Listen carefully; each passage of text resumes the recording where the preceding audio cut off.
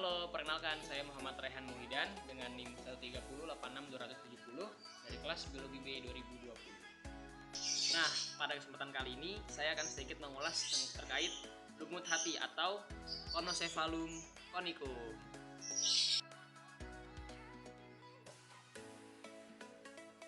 Lumut adalah kelompok tumbuhan berklorofil yang talusnya mempunyai struktur seperti organ akar, batang, dan daun. Akan tetapi, semua organ tersebut tidak sejati karena tidak adanya sistem jaringan yang terkoordinasi membentuk struktur organ. Tumbuhan lumut sendiri mengalami pergiliran generasi atau metagenesis, yaitu adanya fase gametofit dan fase sporofit. Nah, tumbuhan lumut sendiri dibedakan menjadi 3 kelas, yaitu ada kelas hepatise atau lumut hati, terus ada kelas musi atau lumut daun, dan kelas anthocerote atau lumut tandu.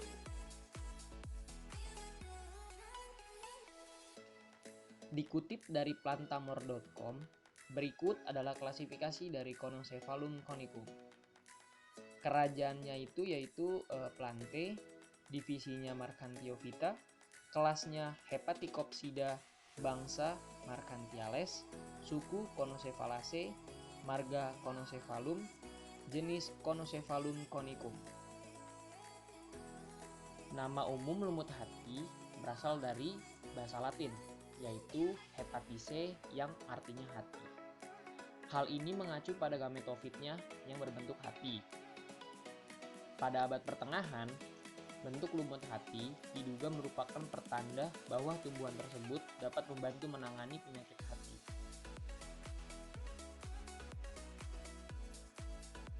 Nah, kira-kira apa sih ciri-ciri dari lumut hati itu sendiri? Nah, yuk kita lihat sama-sama. Yang pertama, talus gametofitnya ini tidak bisa dibedakan antara batang dan daunnya, sedangkan akarnya berupa rhizoid seperti ini. Kemudian yang kedua, talus gametofitnya ini berbentuk pipi dorsiventral ya, bisa dilihat juga dia pipi dorsiventral. Kemudian pada permukaan dorsal gametofitnya terbentuk antheridium dan archegonium yang bentuknya ini menyerupai payung ya. Kemudian yang terakhir, yang keempat, talus sporofitnya ini berukuran sangat kecil sehingga tidak terlihat gitu.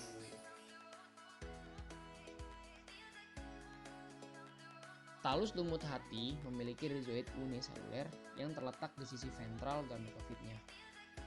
Permukaan atas talus mempunyai lapisan kutikula, oleh sebab itu hampir tak mungkin dilalui oleh air. Jika dilihat dari atas, talus kelihatan berpetak-petak. Di bawah tiap-tiap petak dalam talus terdapat suatu ruang udara, dan di tengah petak terdapat suatu liang udara yang menghubungkan ruang udara tadi dengan dunia luar. Kemudian, pada sisi bawah talus terdapat selapis sel-sel yang menyerupai daun yang dinamakan sisik-sisik perut atau sisik-sisik ventral.